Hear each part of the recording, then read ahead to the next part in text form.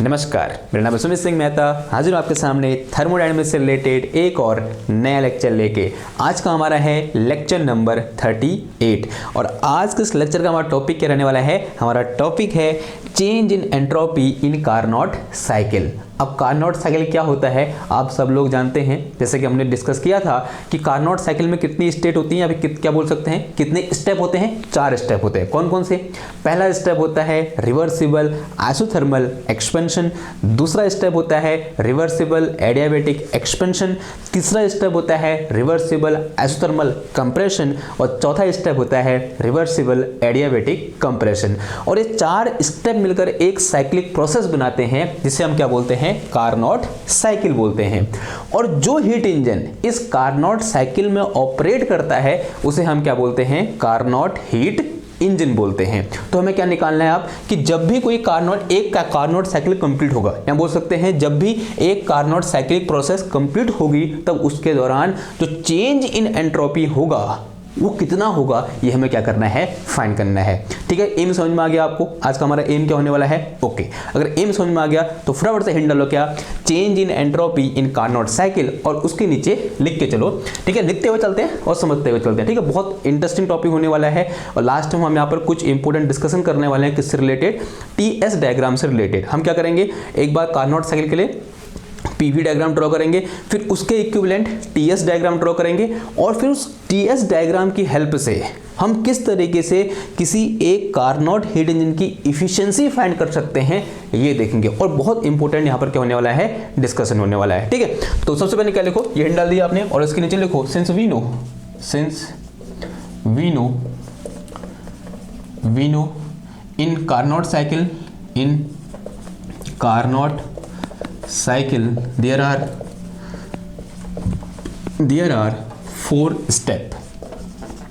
are 4 steps shown by following PV diagram and we also know that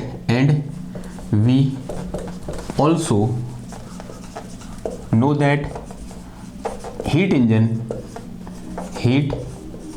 engine operating on Carnot cycle, CR लिख दूं या CC लिख दूं? चलो पूरा लिख देते हैं। क्या कहते हैं? Carnot cycle is called Carnot heat engine. उसे हम क्या बोलते हैं? कार्नोट हीट इंजन बोलते हैं। देखो कार्नोट हीट इंजन में होता क्या है? 2 चीजें होती हैं, या फिर 2 टेम्परेचर रिजर्वायर होते हैं, या फिर 2 रिजर्वायर होते हैं। Late us say this is my hot reservoir at temperature T1 और यहाँ पर क्या है मेरे पास? Late us say this is my cold reservoir at temperature T2। ठीक है, ये मेरे पास क्या है? कोल्ड रिजर्वायर है। कहाँ पर? एट टेम्परेचर T2 पर। और यहाँ क्या लगाया मैंने? एक इंजन लगाया, हम बोलते हैं मशीन लगाई और इसने क्या किया? यहाँ से Q1 अमाउंट ऑफ हीट ली और कुछ वर्क किया। माना कितना वर्क किया? W वर्क किया।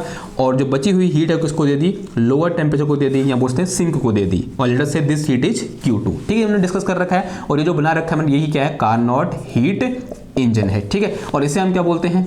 सोर्स बोलते हैं, वी ऑल नो दैट। और इसे हम क्या बोलते हैं? सिंक बोलते हैं। And this work done will be equal to Q1 minus Q2। जो यहाँ पर वर्क डन हुआ या फिर इस कार्नोट हीट इंजन ने जो वर्क किया वो कितना है मेरे पास? Q1 माइनस Q2 के बराबर है। अब जो कार्नोट हीट इंजन जिस साइक्लिक प्रोसेस में काम कर रहा है उसे हम क्या बोलते हैं? कार्नोट साइकिल बोलते हैं, जिसमें कितने स्टेप होते हैं? 4 स्टेप होते हैं, जिसको मैं एक पीवी डायग्राम से यहाँ पर दिखा सकता हूँ। देखो PV diagram for Carnot cycle. ठीक है, इसी के सामने से दिखा देंगे हम। तो ये बोल दिया मैंने क्या है? ये V एक्सिस है और इसे मैंने क्या बोल दिया? P एक्सिस है। इनिशियली अज्यूम किया कि जो हमारा सिस्टम है वो कहाँ पर है? स्टेट 1 पर है। सबसे पहले क्या होता है? आइसोथर्मल एक्सपेंशन होता है। यहाँ पर क्या होगा? इस तरीके से गैस आइसोथर्मली एक्सपेंड करेगी। यहाँ पर जो बोल सकते हैं इसके अंदर वर्किंग सब्सटेंस है वो आइसोथर्मली एक्सपेंड करेगा और कहाँ तक जाएगा? स्टेट B तक जाएगा। अब जब ये होगा तो फर्स्ट स्टेप में क्या करेगा? वो Q1 हीट लेगा। देखो आइसोथर्मल एक्सपेंशन यानी यहाँ पर क्या हो रहा है? टेम्परेचर कांस्टेंट है। Late us say this temperature is T1। जो T1 टेम्परेचर है वो क्या है? एक कांस्टेंट टेम्परेचर है और इस कांस्टेंट टेम्परेचर में क्या हो रही है? ये आइसोथर्मल एक्सपेंशन हो रहा है। और कैसी प्रोसेस है? रिवर्सिबल है, ये भी ध्यान देना है। ठीक है, तो रिवर्सिबल आइसोथर्मल एक्सपेंशन हो रहा है। अगर यहाँ पर आइसोथर्मल प्रोसेस है यानी हीट का एक्सचेंज हो रहा होगा अब इस प्रोसेस के दौरान कितनी हीट एक्सचेंज हुई, Q1 हीट, यानी इस समय सिस्टम को या बोल सकते हैं वर्किंग सब्सटेंस ने कितनी हीट ली होगी, Q1 हीट ली, यानी एक Q1 हीट किसको दी गई, जो वर्किंग सब्सटेंस है उसको दी गई। This is heat taken, heat अभी सिस्टम के अंदर गई है, ठीक है। बाद में इसको यही बोल सकते हैं हीट इनपुट बोल सकते हैं, ठीक है, हीट इन बोल सकते हैं, ठीक, ओके। तो this is Q1 amount of heat will be input during this process, यानी ए से जब बी गई प्रोसेस तो कितनी अमाउंट ऑफ हीट इंटर करी, Q1 amount of heat inter करी। उसके बाद क्या होता है, फिर होता है एडियाबेटिक एक्सपेंशन, और लेट अस से कहाँ चला गया, ये पॉइंट सी में चला गया, हम बोलते हैं स्टेट सी में चला गया और टेम्परेचर में चेंज होगा। और इस समय इस प्रोसेस के दौरान किसी भी टाइप का हीट एक्सचेंज नहीं होगा, क्योंकि हम जानते हैं प्रोसेस कैसी है, एडियाबेटिक है, और एडियाबेटिक प्रोसेस के दौरान हीट एक्सचेंज नहीं होता है। थर्ड स्टेप में क्या होता है, आइसोथर्मल कंप्रेशन होता है, यानी हीट क्या आ जाएगी इस तरीके से, सॉरी प्रोसेस ऐसे वापस आएगी। तो ये क्या हुआ मेरे पास यहाँ पर, आइसोथर्मल कंप्रेशन हुआ और मैं कहाँ पहुंच गया, इस स्टेट डी में पहुंच गया, ठीक है।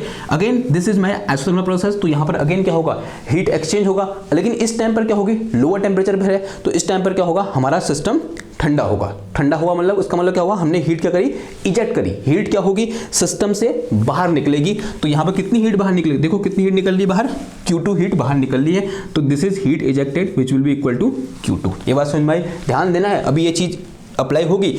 This is heat input and this is heat output, यहाँ बोल सकते हैं this is heat absorb and this is heat ejected by working substance. फिर लास्ट स्टेप में क्या होता है, एडियाबेटिक कंप्रेशन होता है। तो इस तरीके से दिखा दो, तो ये क्या होगा, मेरा एडियाबेटिक कंप्रेशन होगा। तो ये जो प्रोसेस है ए से बी, सी से डी, दोनों कैसी हैं, आइसोथर्मल है। इन दो में क्या हो रहा है, हीट का एक्सचेंज हो रहा है। और जो बाकी दो प्रोसेस हैं बी टू सी और डी टू ए, ये कैसी है, एडियाबेटिक है, यहाँ पर हीट का एक्सचेंज नहीं हो रहा है। इतनी बात समझ में आई, ओके। अगर मैं इसके इक्विवेलेंट टीएस डायग्राम बनाऊं, यहाँ पर ये बहुत इंपॉर्टेंट है भैया, क्या बना रहे हैं हम, इसके इक्विवेलेंट हम टीएस डायग्राम बना रहे हैं। टीएस डायग्राम का मतलब टेम्परेचर और एंट्रोपी के बीच डायग्राम, ठीक है। This is my TS diagram. Initially मान लिया ये क्या है, मेरे पास स्टेट ए है, तो स्टेट ए में जब हमारा सिस्टम है तो वहां पर टेम्परेचर कितना है, T1 है, late us say this temperature is T1। और उसके बाद जब वो कहाँ जा रहा है, स्टेट बी में जा रहा है, तो कैसी प्रोसेस है ये, आइसोथर्मल प्रोसेस है। यानी यहाँ पर जो ग्राफ निकल के आएगा वो कैसा आएगा, स्ट्रेट लाइन आएगा, नहीं आएगा, आंसर है हाँ जी आएगा। ये हम वैसे कल भी डिस्कस कर चुके हैं, लेकिन फिलहाल एक बार और देख लो। अज्यूम करो कि इस पर्टिकुलर पॉइंट पर जो एंट्रोपी है वो कितनी है, S1 है, और इस पर्टिकुलर पॉइंट पर यानी स्टेट बी पर जो एंट्रोपी है वो कितनी है, S2 है।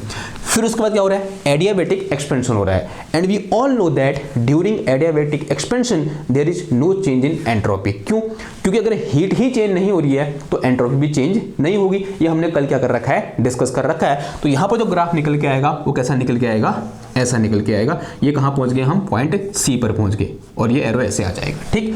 अब इस पॉइंट सी पर जो टेम्परेचर कितना होगा, T2 होगा, क्योंकि पॉइंट सी पर टेम्परेचर कितना है, T2 है। It mean this temperature will be equal to T2।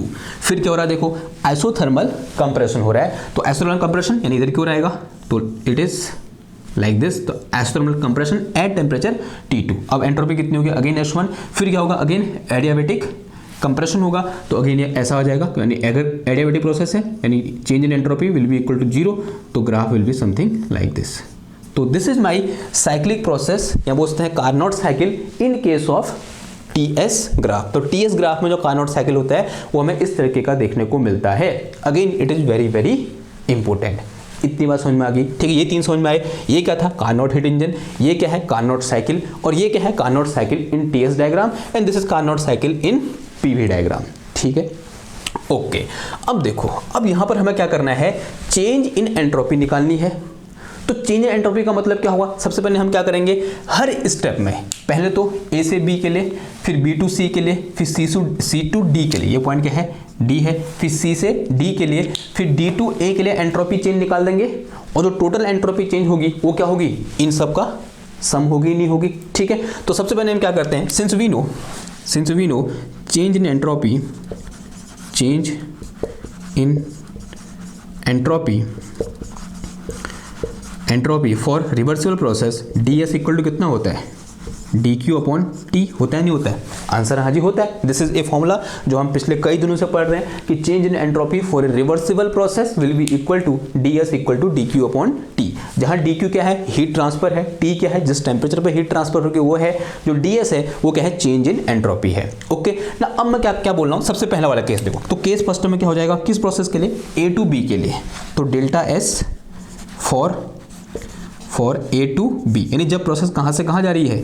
State A से स्टेट बी में जा रही है, तब उस केस में डेल्टा एस कितना है? डेल्टा एस का मतलब चेंज इन एंट्रोपी। क्या करोगे? सिंपल, इसको इंटीग्रेट कर दोगे तो इंटीग्रेट करने का कितना आ जाएगा बताओ? तो इंटीग्रेशन ऑफ क्या आ जाएगा? Change in entropy integration of D S will be equal to integration D Q divided by T आ जाएगा, and limit is from state A to state B आ जाएगा ना। अब ये कहां पर देखो? ए टू बी है।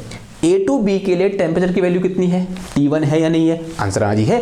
तो ए टू बी के लिए यहाँ जो टेम्परेचर है कितना आएगा? T1 आ जाएगा। And this T1 is constant during this process. इस प्रोसेस के दौरान ए टू बी के लिए T1 कांस्टेंट है, इसका मतलब इंटीग्रेशन से बाहर आ जाएगा। तो क्या मिला मेरे पास? और डी एस का इंटीग्रेशन कितना हो जाएगा? जो चेंज होगा उसके बराबर हो जाएगा। चेंज कितना बोल रखा है हमने? डेल्टा एस बोल रखा है। तो this change will be equal to delta S, और 1/T1 कॉमन आ जाएगा, बाहर आ जाएगा। सॉरी कॉमन बोल रहा हूँ, कॉन्स्टेंट है, इंटीग्रेशन से बाहर आ जाएगा। और अंदर कितना बच जाएगा? ए टू बी, और क्या आ गया यहाँ पर? डी क्यू आ गया। ओके नाउ जो डी क्यू है वो क्या है? A infinitesimal amount of heat transfer. अगर मैं क्या करूँ? Integration A to B d q कर दूँ, तो ये जो चीज निकल के आई, इतनी चीज निकल के आई, ये क्या हुई? Total heat transfer during this process. A to B के लिए टोटल हीट ट्रांसफर हुई नहीं हुई? आंसर हाँ जी हुई। तो for process A to B the total heat transfer will be equal to Q1। तो इसकी जगह, इस पूरे इंटीग्रेशन की जगह जो निकल के आएगा कितना निकल के आ जाएगा? Q1 निकल के आ जाएगा। तो यहाँ पर कितना हो जाएगा? ये Q1 अपॉन कितना आ जाएगा? T1 आ जाएगा। तो for this process A to B के लिए जो मेरे पास delta S A to B लिख दो यहाँ पर, या फिर रहने दो ऐसे ही, ए टू बी लिखो या फिर चलो रहने दो ऐसे ही, वैसे लिख लो यार। Delta S for A to B will be equal to Q1 upon कितना आ गया? T1 आ गया। आया नहीं आया? आंसर है हाँ जी आया। अगर ये पहले प्रोसेस के निकल गया, अब किसके निकालना हमको? B2C के लिए। देखो B2C के लिए तो आप बाएं हाथ से निकाल दोगे, क्या हो जाएगा बताओ? For B2C delta S for B2C, जब कहां से? यानी किसके लिए? एडियाबेटिक एक्सपेंशन के लिए। And we all know that during adiabatic expansion और कंप्रेशन, और we can say during adiabatic process there is no change in entropy. ठीक है, जब वो रिवर्सिबल है तो रिवर्सिबल प्रोसेस है और कैसी है? एडियाबेटिक है। तो इसका मतलब उसके दौरान किसी भी तरीके का एंट्रोपी में चेंज नहीं होगा। क्यों चेंज होगा? अगर डी क्यू ही जीरो है, एडियाबेटिक का मतलब क्या होता है? There is no change in heat, यानी वहां पर कोई हीट ट्रांसफर हो ही नहीं रहा है। अगर हीट ट्रांसफर नहीं हो रहा तो delta Q equal to zero. अगर delta Q equal to zero, automatically this delta S equal to zero. Delta S equal to zero means there is no change in entropy. तो for this process जो मेरे पास delta S for B2C निकल के आएगा, ये कितना निकल के आया? जीरो निकल के आया। ओके इतनी बात क्लियर हुई। अब देखो, अब थोड़ा सा आगे बढ़ते हैं, बात करते हैं किसके लिए? इस प्रोसेस के लिए, C2D के लिए। थर्ड केस में क्या हो जाएगा? थर्ड केस में बताओ, this is delta S for C2D, क्या हो जाएगा? This is integration DS। यहां पर अभी चेंज हो रहा है, यहां पर हमारा क्या चेंज हो रहा है? एक्सटर्नल प्रोसेस है, यानी हीट का एक्सचेंज हो रहा है। तो delta S integration will be equal to delta Q upon temperature कितना है इस केस में? T2 है, तो नीचे कितना आ जाएगा? T2 आ जाएगा। ठीक है, इस केस में टेम्परेचर कितना है? T2 है। ओके अब देखो यहाँ पर again this T2 is constant because it is isothermal process. C2D क्या है? एक आइसोथर्मल प्रोसेस है। तो T2 क्या है? मेरा कांस्टेंट है, ये तो बाहर आ जाएगा। अंदर कितना बचेगा? लिमिट क्या हो जाएगी इसकी? C2D हो जाएगी। लिमिट क्या हो जाएगी? C से D आ जाएगी। और T2 will be come out from the integration, constant है तो इंटीग्रेशन C से D, और अंदर कितना आ गया? ये DQ आ गया। This delta S will be equal to the total change in entropy for process C2D, और कितना मान रखा हमने? डेल्टा एस बोल रखा है। तो delta S will be equal to, ये पूरा कितना होगा? Integration of DS will be equal to delta S. इसका मतलब क्या हुआ? Integration delta DS will be equal to total change in entropy, और हमने कितना बोल रखा है? इतना बोल रखा है। ठीक है, total change in entropy for C2D। तो delta S will be equal to कितना हो जाएगा? देखो 1/T2। अब इस चीज को देखो, जो ये इंटीग्रेशन के अंदर है ना, जो डेल्टा DQ है वो क्या है? Heat transfer. अगर इंटीग्रेशन C2D DQ लिखूंगा तो ये क्या हो जाएगा? total heat transfer during process C2D and we all know that this will be equal to Q2। ये किसके बराबर होगा? Qt के बराबर होगा नहीं होगा? Q2 के बराबर होगा नहीं होगा? आंसर आज ही होगा। तो इस पूरे इंटीग्रेशन की जगह आंसर कितना आ जाएगा? Q2 आ जाएगा। तो this will be equal to Q2। तो this is delta S for C2D will be equal to Q2 upon T2। अब यहाँ पर एक इंपॉर्टेंट चीज है, जो Q1 है वो क्या है?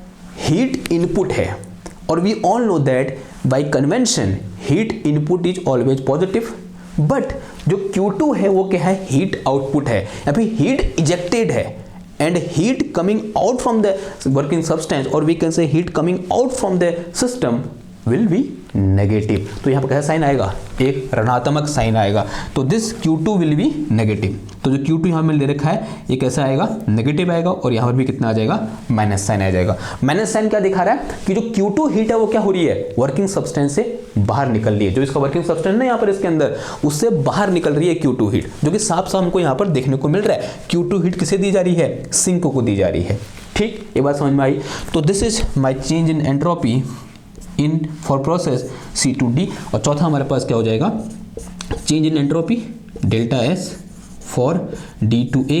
अगेन बताओ कितना हो जाएगा? This is again adiabatic process, और adiabatic compression and reversible process है। एडियाबेटिक है तो इसका मतलब there is no change in heat, या फिर there is no exchange of heat. If there is no exchange of heat so there is no change in entropy. तो इस case में भी हमारे पास delta S D2A, delta S कहाँ से कहाँ? D2A will be equal to 0। ये कितना हो जाएगा? मेरा 0 आ जाएगा। अब मुझे निकालना क्या था? टोटल एक्सचेंज निकालना था। क्या निकालना था? Total exchange of heat. तो total change in entropy, total change in S, let us say this is delta S। This delta S will be summation. क्या होती है? एडिटिव होती है एंट्रोपी, तो सबको ऐड कर दो। तो कितना आ जाएगा? ये डेल्टा S फॉर A2B, फिर प्लस कितना आ जाएगा? ये डेल्टा S फॉर B2C, फिर कितना आ जाएगा प्लस का? डेल्टा S फॉर C2D, फिर प्लस कितना आ जाएगा? Delta S for D2A। सारी वैल्यू पुट कर दो। तो यहाँ से मेरे पास डेल्टा S, इसको कितना आ जाएगा? ये Q1 अपॉन T1, फिर प्लस कितना आ जाएगा? 0, फिर माइनस कितना आ जाएगा? ये मैंने नेगेटिव है ना, तो माइनस कितना आ जाएगा? Q2 अपॉन कितना आ जाएगा? T2, फिर प्लस कितना आ जाएगा? 0।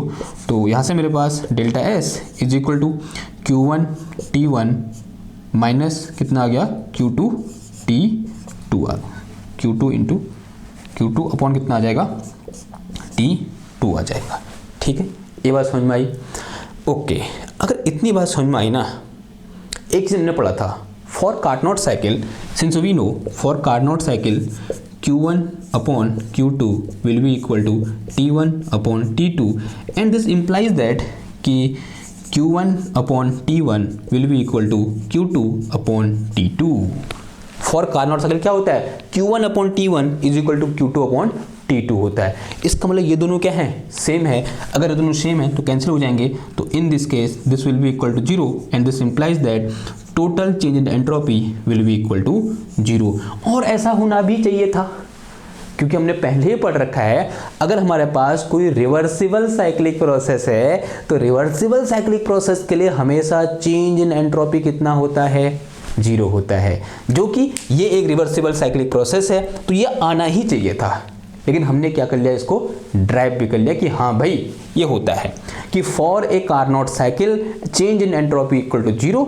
और ये पहले हम ऐसा स्टैंडर्ड पार्ट कर सकते थे, क्योंकि हम जानते हैं कि जो कार्नोट साइकिल है वो एक कैसी प्रोसेस है? रिवर्सिबल साइक्लिक प्रोसेस है। ठीक है, तो इसने तो आना ही आना था और आ भी गया। तो during Carnot cycle the change in entropy is total change in entropy is 0। लेकिन अलग अलग प्रोसेस के लिए चेंज इन एंट्रोपी 0 नहीं होता है। इस प्रोसेस के लिए A to B के लिए कितना होता है? ये होता है, और C to D के लिए अगेन इतना होता है, और B to C के लिए 0 होता है, और D to A के लिए भी 0 होता है। इतनी बात समझ में आई। अब कुछ इंपॉर्टेंट फैक्ट के बारे में और बात करते हैं। फिलहाल आप इतना नोट करो, मैं उन फैक्ट को इधर लिखने की कोशिश करता हूँ। अगर इधर वो आते हैं तो, नहीं तो मुझे ये मिटाना पड़ेगा। ठीक है, अब देखो कुछ ऐसी बातें जो हमने कल पढ़ी थी। कल का जो लेक्चर था हमारा, लेक्चर नंबर 37, वो किसको डेडिकेटेड था? टीएस डायग्राम को डेडिकेटेड था। वहाँ पर हमने क्या किए थे? अलग अलग प्रोसेस के लिए टीएस डायग्राम ड्रॉ किए थे, और इसके लिए हमने टीएस डायग्राम ड्रॉ किया था। ये डायग्राम हमने कल एक बार ड्रॉ कर चुके हैं, हमने आज दोबारा कर दिया, हमारा ये फायदा है, ठीक है। लेकिन आज हम यहाँ पर क्या करेंगे, कुछ और इंपॉर्टेंट चीज़ देखने की कोशिश करेंगे। जैसे अगर मैं ये बोलूँ कि what will be the area cover by TS diagram in S axis. कोई मेरे पास टीएस डायग्राम दे रखा है, उस टीएस डायग्राम के द्वारा एस एक्सेस में जो कवर एरिया होता है किसके बराबर होता है?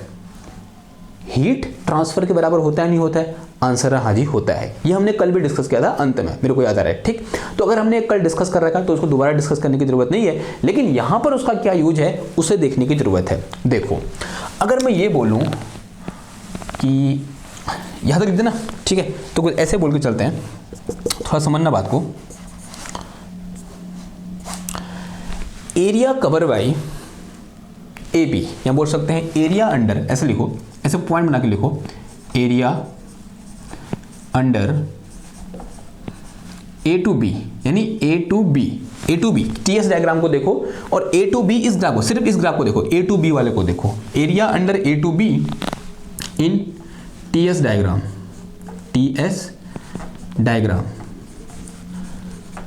विल बी इक्वल टू क्या होगा बताओ? इसके अंदर जब प्रोसेस ए से बी गई तो इस ग्राफ के अंदर एस एक्सेस में जो एरिया कवर है वो किसके बराबर होगा? कि इस प्रोसेस के दौरान, यहाँ पे पूछते हैं यहां से यहां जब स्टेट चेंज हुई तो इस पूरी स्टेट चेंज के दौरान कितनी हीट ट्रांसफर हुई उसका बराबर होगा, नहीं होगा? क्योंकि हम जानते हैं area cover by any TS graph will be equal to क्या? Heat transfer. तो इस प्रोसेस के दौरान जब मैं ए से बी गया तो ए से बी के लिए कर्व क्या है मेरे पास? ये है। ए टू बी के लिए कर्व क्या है? ये है। तो इस कर्व ने जितना एरिया कवर किया तो यहां से यहां जाने में प्रोसेस ने जितनी हीट ट्रांसफर करी सिस्टम ने उसके बराबर होगा, नहीं होगा ये एरिया? ऑब्वियसली बात है, होगा ना यार। तो इसके दौरान जब प्रोसेस ए से बी गई तो कितनी हीट ट्रांसफर हुई? Q1 amount of heat transfer हुई। तो it mean area under A to B in TS diagram will be equal to Q1। ये किसके बराबर होगा? Q1 के बराबर होगा। अब एरिया निकाल दो फिर, तो Q1 इक्वल टू कितना आ जाएगा यहाँ से? Q1 will be equal to, देखो एरिया क्या हो जाएगा, ये पूरा एरिया, ठीक है, ये कवर एरिया है यहाँ से लेकर यहाँ तक, ये कितना हो जाएगा? दिस, ये कितना है यहाँ से यहाँ तक? ये है मेरे पास T1, तो ये आएगा मेरे पास कितना? T1, और इनटू कितना आ जाएगा ये चीज़, ये मेरे पास कितना है? S2 minus S1। ये बात समझ में आ रही है, क्योंकि ये S2 माइनस S1 है और ये पूरा यहाँ से लेकर यहाँ तक ये कितना है? T1 है। ये T1 है और ये कितना है? S2 माइनस S1 है। तो Q1 इक्वल टू कितना आ गया? T1 into S2 minus S1 आ गया, ठीक है। इतनी बात समझ में आई? ओके।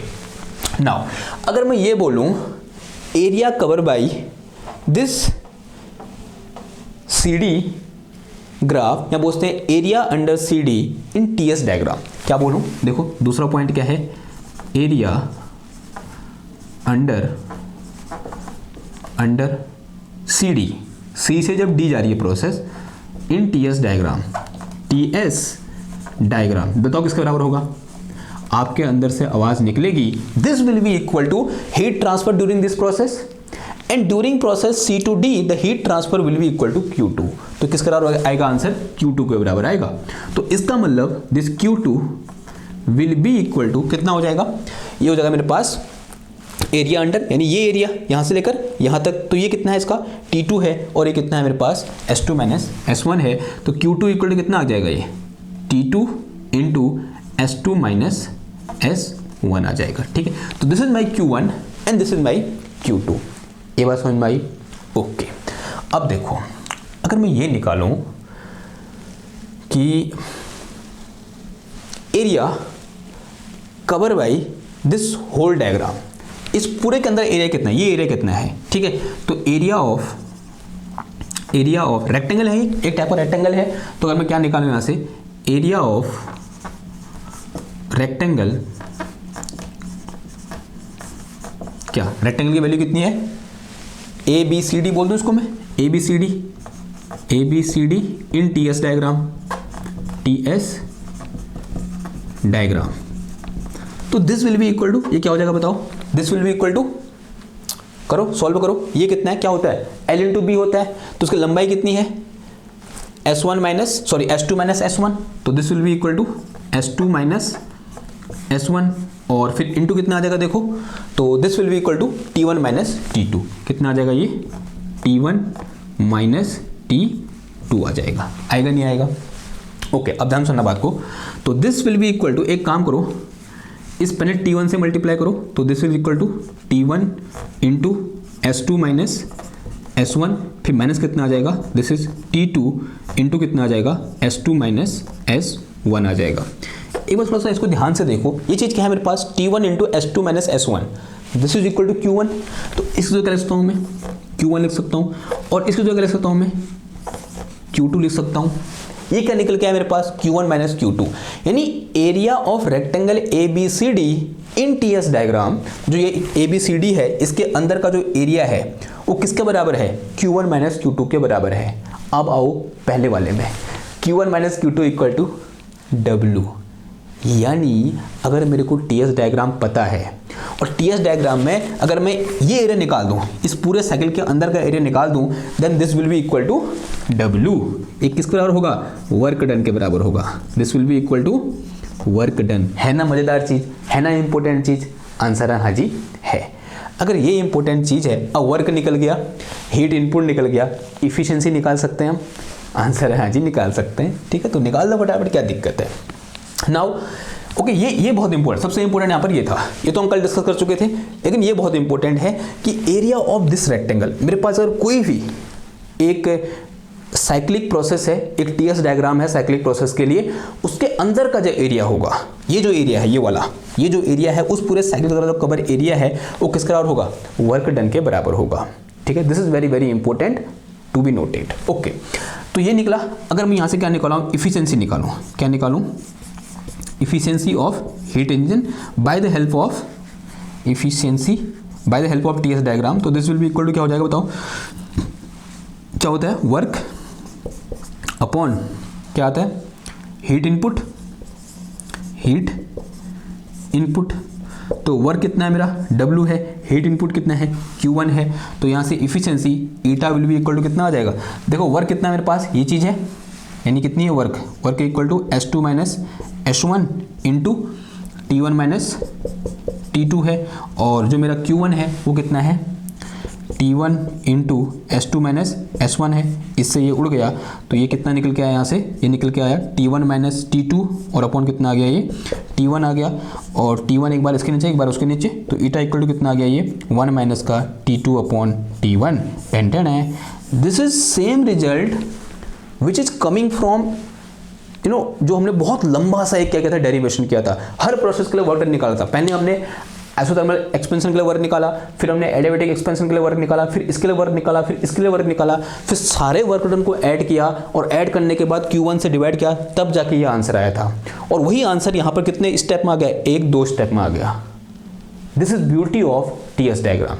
अगर TS डायग्राम को पता है तो Q इंटर निकालना बहुत आसान है, Q इनपुट निकालना बहुत आसान है, और वर्क निकालना बहुत आसान है। एरिया तो निकालना है, सिर्फ वर्क निकला, Q इनपुट निकला, और क्या निकल गया यहाँ पर, ईटा निकल गया, सिंपल सा।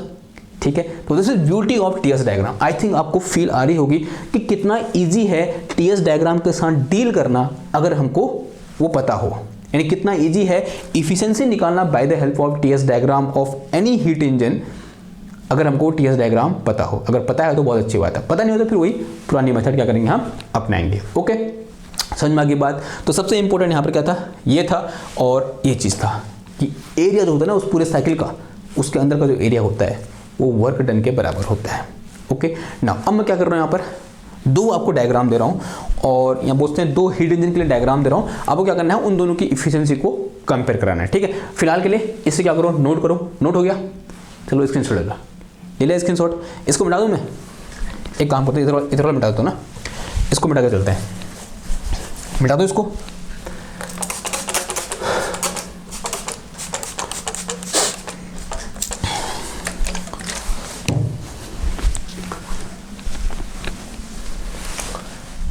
हो गया ना नोट।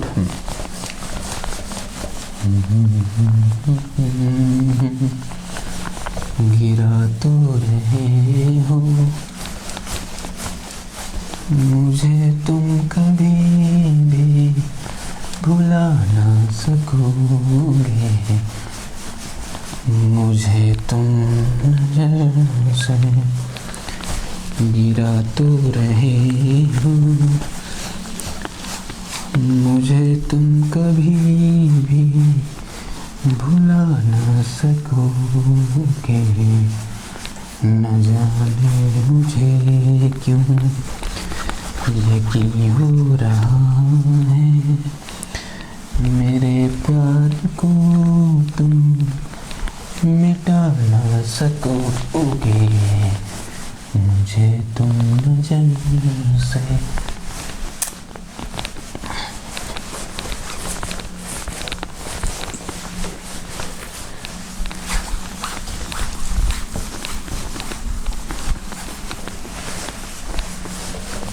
ओके, हो गया? पूछा लग गया?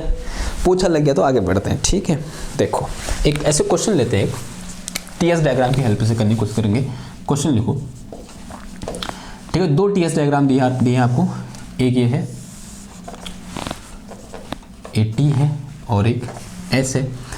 तो अज्यूम करो इस तरीके से यहाँ पर एक सिंपल ट्रायंगल बना हुआ है, एंड यहाँ पर जो टेम्परेचर है उसने T1 बोला है, यहाँ टेम्परेचर उसने T2 बोला है, यहाँ पर एंट्रोपी कितनी है S1 है, और यहाँ पर एंट्रोपी कितनी है S2 है, और इस तरीके से प्रोसेस हो रही है, ठीक। ओके, और दूसरा टीएस डायग्राम इसी के बगल में दे रखा है,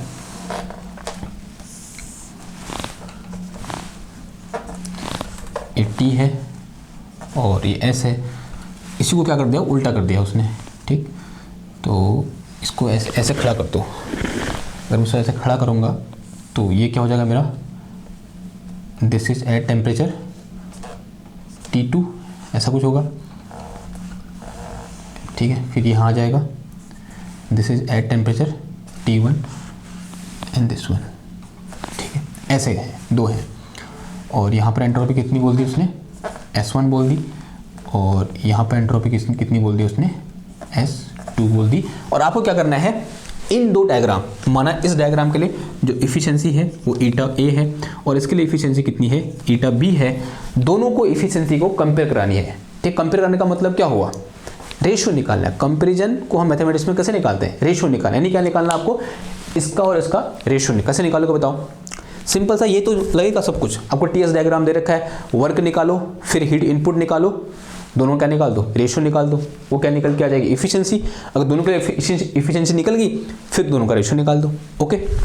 तो देखो, सबसे पहले बात करते हैं, देखो साइक्लिक कैसे रहा वो बहुत इंपॉर्टेंट है। माना यहाँ पर इस तरीके से जा रहा है साइकिल, ओके ना। अगर ये दोनों हीट इंजन के लिए कोई किसी एक हीट इंजन की साइक्लिक प्रोसेस को रिप्रेजेंट कर रहे हैं, तो सबसे पहला काम क्या रहता है हीट इंजन का, हीट लेना।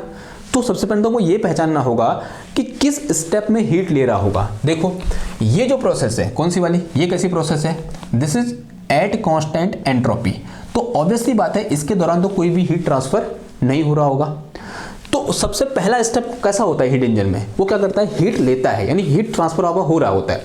तो ये तो बात हुई नहीं, तो कौन सा बच्चा मेरे पास, ये वाला बच्चा, यानी इस प्रोसेस के दौरान यहाँ पर क्या हुई होगी, Q1 amount of heat transfer हुई होगी, ठीक है। ऐसा अज्यूम कर लिया हमने, माना कितनी अमाउंट ऑफ हीट ट्रांसफर हुई, Q1 amount of heat transfer हुई। Now what will the value of Q1, तो Q1 इक्वल टू क्या हो जाएगा, एरिया अंडर दिस ग्राफ, यहाँ पे area under this particular line, ये जो लाइन है ना ये वाली, इस लाइन के अंदर कितना एरिया है, अभी मैं खाली लाइन बोल दे रहा हूँ, ठीक है, चलेगा ना इतना। तो इस लाइन के अंदर कितना एरिया होगा, देखो इस पूरे ट्रायंगल का एरिया प्लस दिस एरिया, ये तो होगा, यानी ये पूरा एरिया यहां से लेकर यहां तक, ये क्या होगा, this area plus area of triangle.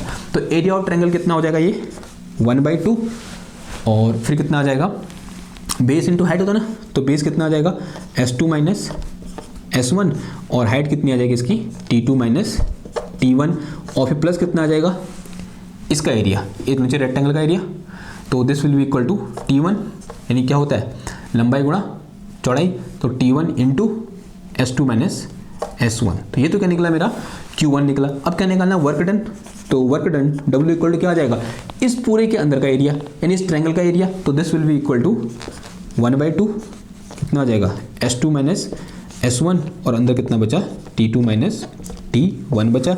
तो यहाँ से eta A will be equal to W upon Q1 आ जाएगा। कितना आ जाएगा W upon Q1। W equal to कितना है, ये है देखो 1/2 S2 माइनस S1 और अंदर कितना बचा T2 माइनस T1 और अपॉन में कितना आ जाएगा Q1। Q1 की वैल्यू ये दे रखी है कितना है, देखो ये दिस इज 1/2 और अंदर कितना बचा, अंदर कितना आया S2 माइनस S1 और this will B T2 minus T1 फिर प्लस कितना आ जाएगा ये T1 into S2 minus S1। ठीक है, ऐसा कुछ आया। तो this is my eta 1। Similarly क्या निकाल दो, ईटा भी निकाल दो। तो ईटा भी निकालने के लिए अब देखो इस प्रोसेस के दौरान कब होगा हीट एक्सचेंज, इस प्रोसेस को देखो, इस प्रोसेस के दौरान कोई भी हीट एक्सचेंज नहीं होगा। क्यों, एंट्रोपी कांस्टेंट है। ऑब्वियसली बात है इसके दौरान ये जो सिस्टम यहाँ से यहाँ जाएगा तब उसमें हीट एक्सचेंज होगा क्योंकि टेम्परेचर चेंज हो रहा है, सॉरी क्योंकि एंट्रोपी चेंज हो रही है एट कांस्टेंट टेम्परेचर, यानी क्या है एक्सोथर्मल प्रोसेस है। ऑब्वियसली बात है इसके दौरान क्या होगा, यहाँ पर हीट एक्सचेंज होगा। लेट अस से यहाँ पर Q2 अमाउंट ऑफ हीट क्या हुई, एक्सचेंज हुई। Then this Q2 will be equal to the area under this graph and this area will be this whole area, यहाँ से लेकर यहाँ तक। तो कितना हो जाएगा ये T2, एक रेक्टेंगल है पूरा यहाँ से लेकर यहाँ तक, तो T2 इंटू कितना आ जाएगा ये S2 माइनस S1 आ जाएगा। और work done will be equal to area under, तो area of this triangle and this will be equal to 1/2 क्या होता है आधार गुणा ऊंचाई। आधार कितना है इसका S2 माइनस S1 और ऊंचाई कितनी है इसकी, आधार ऊंचाई कितनी T2 माइनस T1 क्या आ जाएगा T2 माइनस T1 आ जाएगा। और जो ईटा बी निकल के आया तो this will be equal to, ये हो गया हमारे पास कितना W अपॉन Q2। तो W कितना है मेरे पास 1/2, this is S2 minus S1 और अंदर कितना बचा T2 minus T1 and upon कितना आ गया ये T2 into S2 minus S1 आ गया। और दोनों कंपेयर करना है, रेशियो निकाल दो। तो यहाँ से अगर मैं क्या निकालूँ ईटा ए अपॉन ईटा बी निकालूँ तो this will be equal to 1/2 और ये कितना आया S2 माइनस S1 और अंदर कितना आ गया ब्रैकेट के अंदर T2 माइनस का T1 and this is upon 1/2 और फिर कितना आ गया ये S2 माइनस S1 और इंटू कितना आया T2 माइनस T1 फिर प्लस का T1 और अंदर कितना बचा S2 माइनस S1 और फिर अपॉन में क्या आ जाएगा ईटा बी और इसकी वैल्यू कितनी है देखो दिस इज 1/2, यह आया मेरे पास S2 माइनस S1 और इंटू कितना आया T2 माइनस T1 और अपॉन में कितना आ गया ये T2 into S2 minus S1। देखो जो चीज़ें कैंसिल हो रही कैंसिल उड़ा दो उनको, इससे ये उड़ गया इससे ये उड़ गया और ये चीज़ कहाँ जाएगी ऊपर आ जाएगी। तो यहाँ से मेरे पास eta A upon eta B will be equal to, यह आया मेरे पास कितना this is T2 into S2 minus S1 और अपॉन में देखो यहाँ से दोनों ओर से S2 माइनस S1 क्या है कॉमन है तो ले लो कॉमन, S2 माइनस S1 दोनों ओर से कॉमन है। तो अंदर कितना बच गया ये, अंदर बच गया मेरे पास कितना 1/2 और यहाँ कितना है मेरे पास T2 माइनस T1 और फिर प्लस कितना आ जाएगा यहाँ पर T1 आ जाएगा। ठीक, देखो इससे ये कैंसिल हो जाएगा। तो यहाँ से मेरे पास eta A upon eta B will be equal to, ये थोड़ा सॉल्व करोगे तो ये आ गया मेरे पास कितना T2 अपॉन, ये आया मेरे पास 1/2 T2 माइनस 1/2 T1 फिर प्लस कितना आ गया ये T1 and on solving it we get eta A upon eta B will be equal to T2 और अपॉन कितना आ गया ये प्लस का 1/2 T1 बचेगा तो 1/2 बाहर आ गया ऊपर 2 चला जाएगा और अंदर कितना बच गया ये T1 प्लस T2 बच गया। तो this is my relation between, यहाँ बोलते हैं हाँ relation between eta A and eta B. अब देखो अगर मैं यहाँ से पूछूं कि यहाँ से हमको क्या इन्फॉर्मेशन मिल रही है, अगर आप थोड़ी देर को देखोगे कि क्या कुछ भी तो नहीं मिल रहा है, लेकिन अगर थोड़ा गहराई में सोचोगे तो एक इंपॉर्टेंट चीज़ यहाँ पर देखने को मिल रही है, that is order of cycle. क्या ऑर्डर ऑफ साइकिल, देखो ये जो वैल्यू निकल के आई वो किस बात पर डिपेंड कर रही है कि Q1 Q2 क्या होगा। अगर मैं ये करता, एक ये जो मेरे पास ये डायग्राम है ना, ये जो लाइन है इसको मैं यहाँ ले आता किस तरीके से, इसको घुमा देता यूँ करके, इसको ऐसे घुमा दो तो चेंज हो जाता नहीं हो जाता। देखो मैंने क्या किया इस ट्रायंगल में इस ट्रायंगल में क्या अंतर है, मैं इसको घुमाया तो है एक बार में, जैसे मैंने घुमाया या बोलते हैं जैसे मैंने ऑर्डर ऑफ साइकिल चेंज किया तो क्या चेंज होगी, इफिशियंसी चेंज होगी। समझ रहे हो बात को, जैसे मैंने ऑर्डर चेंज किया यानी मैं कहाँ से मैं स्टार्ट कर रहा हूँ, पहले मैंने कहाँ से स्टार्ट किया यहाँ से स्टार्ट किया, दूसरी बार मैंने यहाँ से स्टार्ट किया यानी हर बार अगर मैं जो स्टार्टिंग पॉइंट है उसको अगर चेंज कर दूं या बोल सकते हैं ऑर्डर ऑफ प्रोसेस चेंज कर दूं तो क्या चेंज हो जा रही है, इफिशिएंसी चेंज हो जा रही है। तो जो ऑर्डर ऑफ साइकिल है उस बात पर हमारा इफिशिएंसी क्या करता है, निर्भर करता है। ये रिलेशन हमको दिखा रहा है, ठीक है। और ये दो डायग्राम मैंने बनाए इसलिए हैं, ये दो डायग्राम इस तरीके से बना रखे हैं, एक जबरदस्ती क्वेश्चन ऐसे दे रखा है इस कॉन्सेप्ट को समझाने के लिए कि अगर मैं क्या करूं, इस ट्रायंगल को ऐसे घुमा दूं। जब मैंने क्वेश्चन दिया तो मैंने खुद मुंह से बोला था कि मैंने क्या किया, ट्रायंगल को ऐसे घुमाया, ठीक है। अगर आपको याद है तो क्वेश्चन लिखते समय मैंने ऐसे मन में बोल रहा था, मैंने क्या किया, इसको घुमाया, इसको घुमा के मैंने ऐसे रख दिया, ठीक है। सेम है, दोनों की लंबाई चौड़ाई ऊंचाई सब सेम है, तो सेम है, बस घुमा रखा है। तो घुमाते ही क्या होगी, इफिशिएंसी चेंज होगी। अगर इफिशिएंसी दोनों की सेम होती तो यहाँ पर आंसर कितना आता, 1 आता, ठीक है। आई बात समझ में।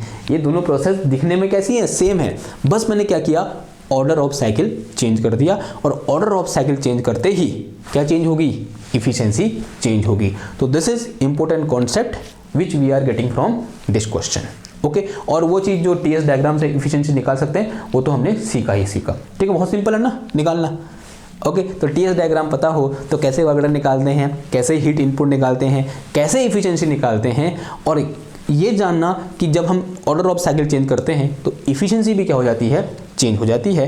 आई होप ये बातें आपके समझ में आई होंगी। अगर समझ में आई है तो अब आपका काम है इसको लाइक करो, शेयर करो, सब्सक्राइब करो, ठीक है, और फैला दो इसको, ओके।